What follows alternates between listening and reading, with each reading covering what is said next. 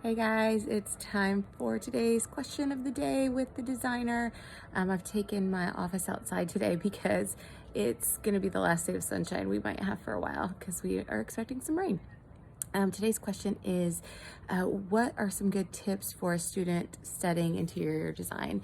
And I love this question. And I think actually it will ring true with a lot of different people, even if you're not studying design or even have any interest in design. But my biggest tip is to just immerse yourself in real world experience as much as you can. There's nothing that can top real world experience. Education can give you the foundation that you can build off of, and it will definitely help you learn programs that you're going to need in the workplace. And different skills you're going to need in the workplace, but actually getting out there into the workforce and immersing yourself into projects and working with clients and just general design work is going to be what sets you above the rest. And I say yes to everything, be a yes person, and just go with the flow and try to work at a lot of different firms and see how different designers do things, because we all do things a little bit differently.